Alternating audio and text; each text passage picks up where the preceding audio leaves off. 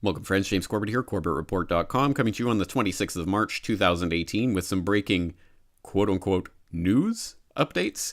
What am I talking about? I'm talking about investigators raiding Cambridge Analytica's London offices looking for information surrounding this Facebook data harvesting scandal in Cambridge Analytica, and what did they have to do with the Trump election or with the Brexit vote, and what's going on here, what's this company about. And for people who don't know, the MSM is also there to give you the background details and tell you all about the scandal. Cambridge Analytica parent company bragged about interfering in elections, according to a report, and this is citing the good old Big Brother corporation, talking about SCL Elections, the parent company of Cambridge Analytica, having interfered in the Nigerian elections in 2007, in Latvia 2006, Trinidad and Tobago 2010, all of which bragged about openly in the SCL Elections online materials, or their brochures and pamphlets anyway.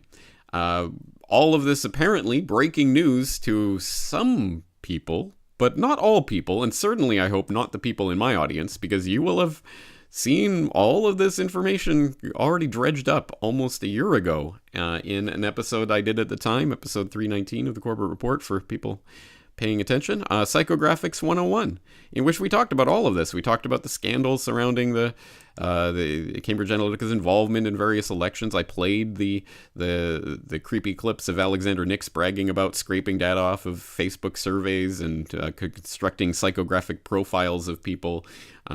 We addressed the different scandals that are coming out now, and Cambridge Analytica walking this back and saying, well, we can do this, but we didn't do this in the elections. And we talked about the legal troubles they were in at that time with the Information Commission Office starting to look into this. So all of this is old news if you have your ear to the ground and if you're staying tuned to places like the Corbett Report. And on that note, I find it interesting that Julian Assange seems to have discovered that Mark Zuckerberg is a bad person. He says, I've deleted my Facebook. In fact, I never had one. Well, congratulations, Julian. Did you know that the Corbett Report is not on Facebook? Yeah, a little known fact there. Friends don't put their friends into a giant intelligence database controlled by a megalomaniac who calls his users, quote, dumb fucks, unquote, for trusting him. Yes. For those who don't know, this is from an exchange that came out years and years and years ago where yes, Mark Zuckerberg, he definitely does not treat his users very well. But again, you would have heard that many years ago from the Corbett Report. If you watched my last word on privacy video, you will have heard that exact quote a long time ago.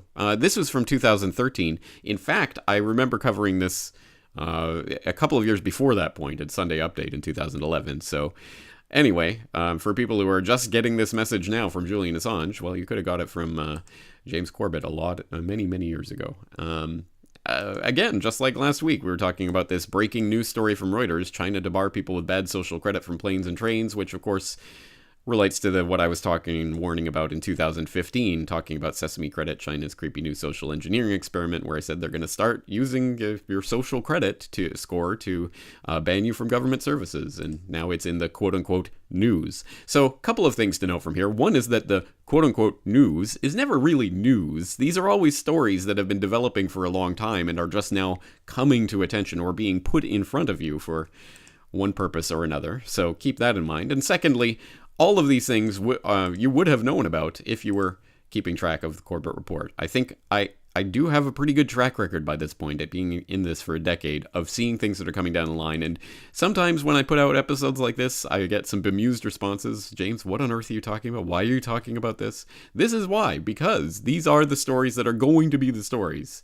They're coming along, they're coming down the pipe, and I can see them developing. I didn't just fall off the turnip truck. So anyway, I will of course put the link to Psychographics 101 in the show notes for this video so you can go and explore that particular podcast if you hadn't heard it already and find out more about what is quote-unquote in the news. James Corbett, CorbettReport.com.